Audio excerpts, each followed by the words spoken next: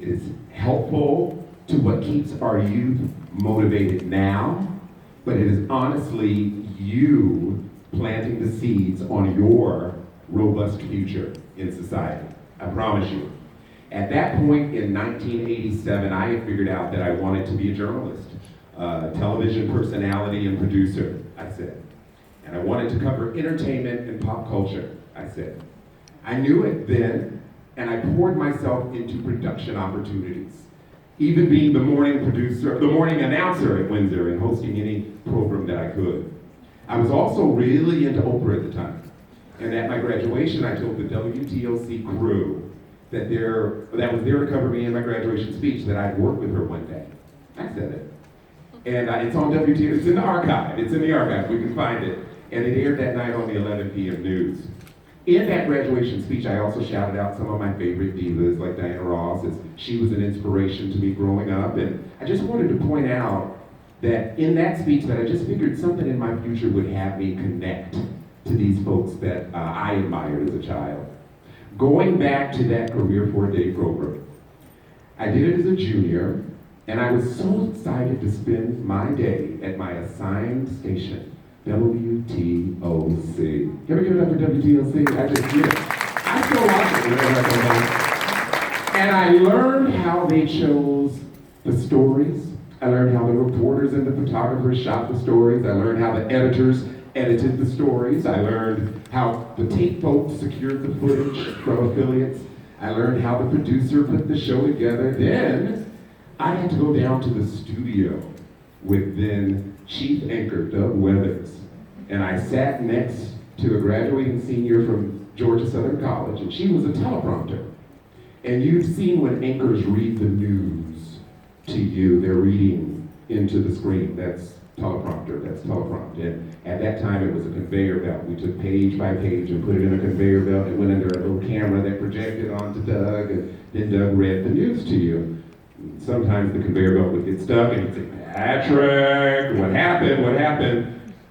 Needless to say, it wasn't state of the art. But at the end of that particular day, with the young lady who was the teleprompter, we were having cookies and punch for her at the end of the day because it was her last day on the job. So here, on the day that I'm doing Career for a Day, at the end of that day, Doug Weathers comes up to me and says, hey, we're losing our teleprompter today. Do you want a job? And just like that, I was the teleprompter for the 5 o'clock and 6 o'clock news at WTOC every day after Windsor Forest High School for the rest of that junior year, through the summer, and through my entire senior year. Now, get this. I worked at Baskin Robbins at the Oglethorpe Mall. Wait a minute, does Savannah still have, it's 2 malls, right? Oglethorpe, Savannah, right?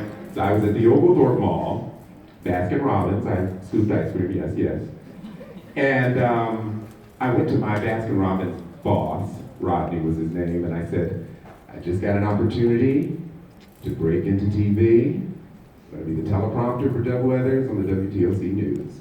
And he says, you can't quit Baskin Robbins, you're the best seller I got! Ice cream is my business! To which I said, and as of today, sir, TV is mine. Voila, right? But the interesting thing with that moment is, once Rodney came down from his anger, we'll say, let's just call it anger. Maybe he was concerned about the bottom line.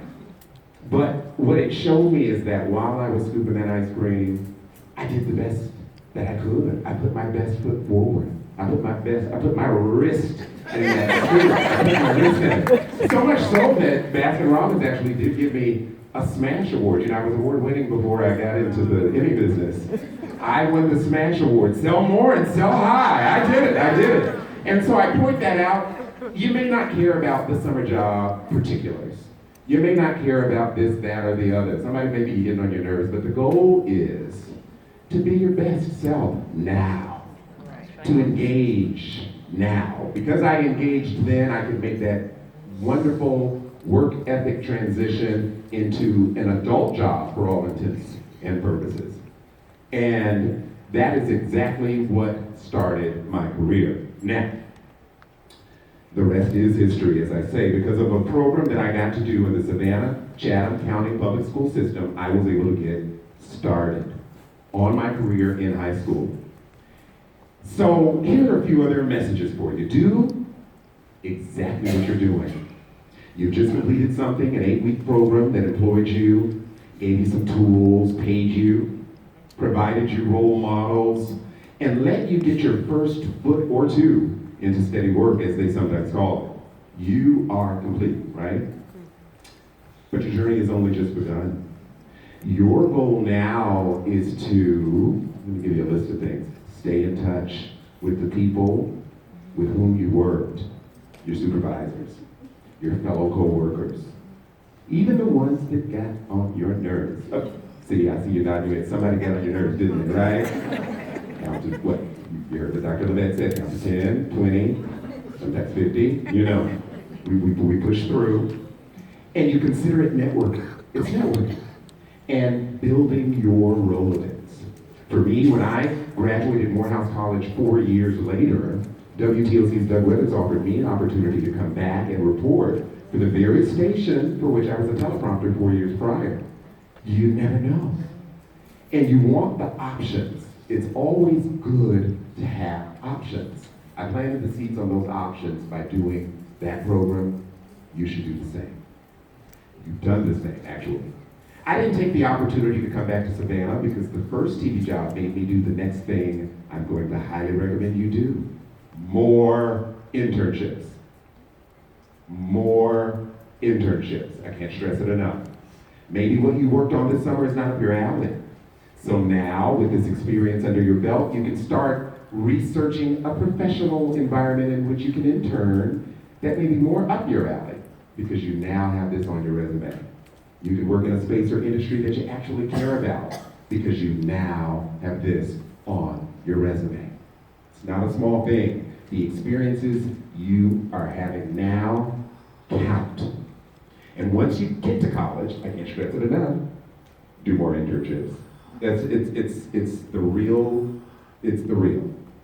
As many as you can, and not just because you need college credit. For me, while at Morehouse College in Atlanta, I was still on the path of studying the basics of broadcast journalism, but wanting to make sure that I didn't lose my edge, to be able to cover pop culture and entertainment.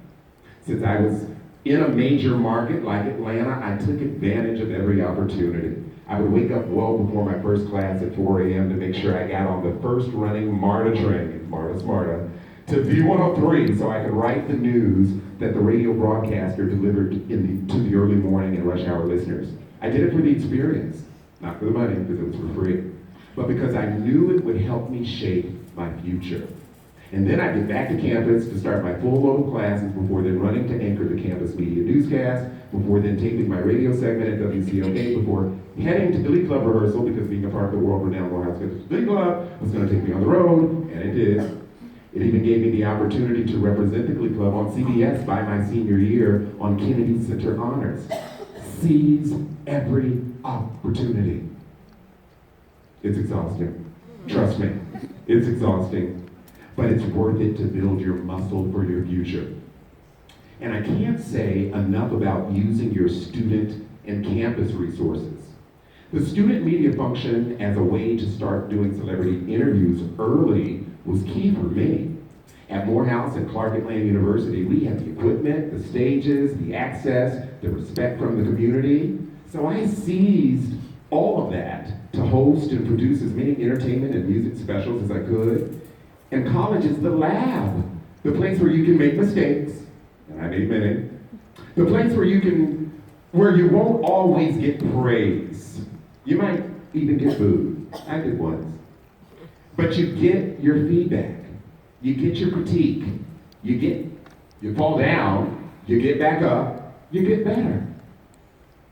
And then after 4 or 6 or 8 years, or hopefully 4, do 4 and be done. You're ready for the world. You're ready for the world. By my senior year, Morehouse was asking me to present a special award to Emmy and Oscar-winning actor Louis Gossett Jr. on a program that ran on BET Screen Sing.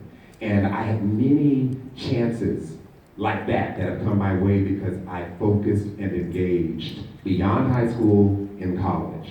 This is what you want to have your eye on right now. I also connected to professional organizations for scholarships and mentorship and internships, like the National Association of Black Journalists. I want to always recommend that you connect to professional organizations that are based on what it is you want to do, because those professional organizations very often have student components, have mentoring components, all those things that you need to create the base of opportunity that you want to for yourself. And so NABJ for me, they gave me the internship, they gave me the scholarships, they gave me the mentors, and that's actually why I didn't accept Doug Weather's offer to come back to Savannah, because I got the opportunity to, as an entertainment interviewer and a producer, to help launch Good Day Atlanta. When you go up to Atlanta, do you sometimes see that Good Day show? I helped launch it in 1993. Everybody who was anybody came to us. When Jermaine Dupri launched Crisscross, those old groups from back in the day, I know you guys weren't even born, right? They were jumping over to Good Day Atlanta for their first press from me. When Escape needed some understanding after one of its members had a personal announcement, I think my people who are my age know what I'm talking about, they came to me. When the late great Lisa Left Eye Lopez, the L in TLC, had an incident when she burned down her boyfriend's house. You remember that, right? I had the first interview with her and her bandmates once the dust settled off of that scandal. When you are in the right place at the right time, seize the moment. Seize the moment. Then New York City came calling. A few years later, I got the chance to produce TV icon Geraldo Rivera on his primetime show that chronicled primarily the trial of the century. Do you guys know what the trial of the century is, or was? O.J. Simpson, the O.J. Simpson trial, the criminal trial and the civil trial. And New York, for me, gave me the chance to work very intimately with a trial that really not only impacted the world and how we perceive the criminal justice system, but it changed the business. And so I was on that ride. It wasn't entertainment and pop culture exactly, but it's actually what entertainment and pop culture became as we know it. We're chronicling trials all the time these days. And New York, as a backdrop for me, was the stretch to find my creativity. More than even that job for Geraldo that I did in excellence, I used and have continued to use my time in New York City to spread my wings and shape my brand and career, to get in touch with what sets me apart, which I recommend to you. Get in touch with what sets you apart. What makes you different? What's your edge? Start thinking about that now and working on that right now. Grow that. I eventually attracted the Oprah Winfrey Show my way, and it became my main and most lucrative client for over 13 years, and I now have another 6 years of being a recurring freelance senior field producer for the Oprah Winfrey Network. And inclusive of that work and a range of other projects and clients, I am assigned often dream assignment after dream assignment. I have 25 years of a career that has allowed me access to interview many of the women from my childhood dreams: Diana Ross, Whitney Houston, Tyler Moore, Janet Jackson, Mariah Carey, Debbie Allen, Felicia Rashad, and so many more. Certainly too many to name this morning, but you can Google it. You can Google if you like. And with many years since the Oprah Show has been on the air, I've expanded my brand, all rooted in early relationships that I continue to nurture to this day, and all rooted in the same principles I shared before. I continue to be the student to life, and I'm learning using my tools along the way. Beyond Oprah, I've learned how to continue to attract great talent and corporate entertainment clients to produce, like Wendy Williams, Pickler and Ben, Sherry Shepherd, BET, on and on I could go. I've executive produced a high-profile PSA campaign with upwards of 50 Hollywood A-listers, including Andy Cohen, Michelle Williams from Destiny's Child, Al Roker, Ross Matthews, and Al Sharpton, and that is the 2015-16 NBC Universal's The More You Know campaign. I got my first executive producer credit working on that. And now I'm unabashedly on-camera talent, often hosting television programming for projects and products like TV One, Cozy TV, and Arise Entertainment 360. And keeping me in the spotlight, I'm called on by major corporations, you know, the kind that hired you this summer, Prudential, Wells Fargo, Optum Worldwide, to host events and to deliver keynote addresses on my life, my career, my testimonial. I've identified some lucrative nooks to be and demonstrate the best me I know how to be as an example to our youth. And now on top of all of that, I am a published author, in part. Yes, you got that. I'm a published author, in part because I walked the walk, I talked the talk, I chronicled my journey, saved the evidence of my testimonial, and I took the calling to appraise it all and sell it as a book you should read. I hope you will. It's titled That's What Friends Are For, on the women who inspired me. And it says a lot of what I'm saying here and that I want to leave you with. It won't always be easy, but honor the dreams you are having now and stay the course, even though what may seem like the toughest times. It sounds like a cliche, but trust me, it's true. It's always darkest before dawn, and I've seen some dark days. And I'm always blessed with light in the flow of it all.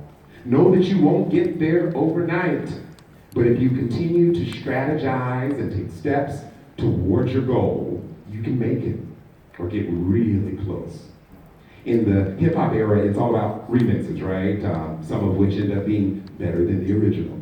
See your life like the classic that you are, and as you go inside these ever-changing times, you may find with those very assets and something new, you can remix your dream and experience it bigger than you ever imagined. At Windsor, I was All-State Best Actor, Best Singer, Best Stage Movement in drama from high school. And I've always kept that creative muscle going as a sidelight. And I've always enjoyed developing those muscles, whether it showed up from taking classes or singing in weddings or doing a little cabaret in New York City here and there. But in reflecting on my last 25 years, I've had to acknowledge that even my sidelights have been nurtured. It was referenced earlier, I shot a small part in a Shaquille O'Neal executive-produced film titled Steps last year. It's receiving a lot of critical acclaim and has given me a peek into what happens when you stretch or do something, even if it's not your main plan, per se.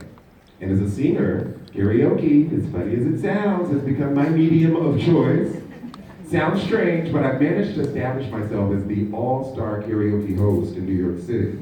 It's an experience that Airbnb last year named the best way to experience karaoke in New York City. And now what's interesting there is that those very divas that I admired and the divas who have come along since, many of them call on me to come and sing with me, like Kiki Wyatt, Tashina Arnold, Monifa, Lorianne Boomcat Gibson, Miss Robbie from Welcome to Sweetie Pies, and so many more.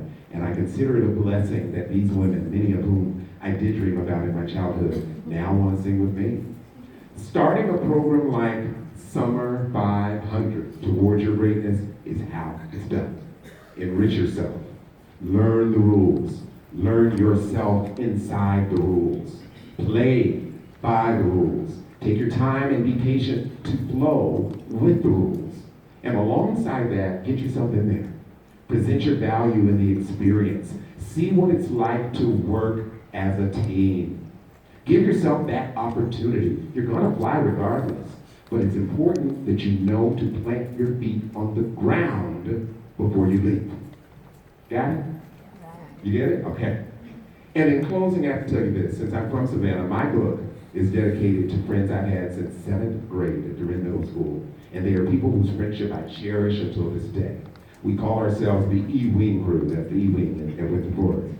And while we were at Windsor, we did a lot of sharing of our dreams, and we lifted each other up, encouraged each other, and we continue to do so. And they are all a product of the same place from which I come. We are Savannah's own. And because you are Savannah's own and the neighboring areas, know that you can go anywhere in the world. Know that. And with no fear, because Savannah is with you. Whether you choose to stay or you go, Savannah is with you. And Savannah's always with me. So I want to leave you with that thought as evidence that you should continue to grow and be the best you there is. As you do that, continue to support each other, be there for each other, as you go and grow. And always keep your eyes to how you can be a difference in the world and in the world of those around you. I'm proud of all of you. And though my book is on the women who inspired me, I'm looking at upwards of 250 students, young men and young women, who actually inspired me as well. I'm so proud of each and every one of you. Thank you. Give yourselves a hand.